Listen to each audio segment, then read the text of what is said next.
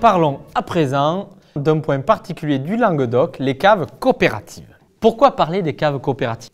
Eh bien, c'est en Languedoc que la première cave coopérative a vu le jour. C'est à Maraussan, à proximité de Béziers, que des vignerons ont décidé de se rassembler. Le fonctionnement est totalement inédit. Le but ne sera pas le profit, mais au contraire de partager les bénéfices de la vente des raisins. Et chacun, à son niveau, va pouvoir apporter son savoir, apporter sa propre production et ce qu'il est.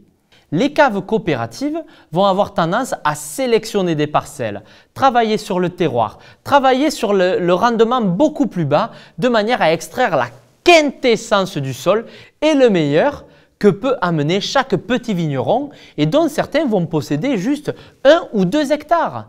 Chaque village a sa cave coopérative comme son église ou son temple. Les caves coopératives ne recherchent plus comme ce fut une époque la quantité, mais maintenant véritablement la qualité et la précision. Voyons à présent quelques caves coopératives particulières dans le Languedoc. Une cave qui est vraiment représentative du nouveau mouvement dans lequel sont inscrites les caves coopératives, c'est la cave d'Embresse et Castelmore.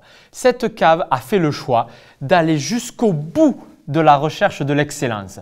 Ce n'est plus une question de quantité, mais vraiment de production qualitative. Ils vont choisir les terroirs, ils vont sélectionner les parcelles, ils vont choisir les manières de travailler la vigne pour au final, une fois que les vignerons amèneront leurs raisins à la cave, pouvoir vinifier de manière la plus précise pour obtenir des vins de grande qualité.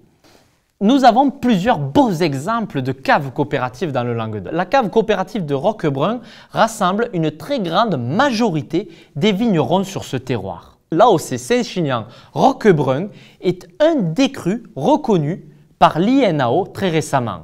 Et dans ce cru-là, cette cave coopérative produit des très grands vins. 2 autres caves coopératives à retenir sont celles de Limoux, de Sieur d'Arc et Anne de Joyeuse qui vont rassembler plusieurs vignerons pour produire les excellentes blanquettes crémant ou blanquettes méthode ancestrale à Limoux ou bien des vins blancs ou des vins rouges sur un terroir atypique du Languedoc.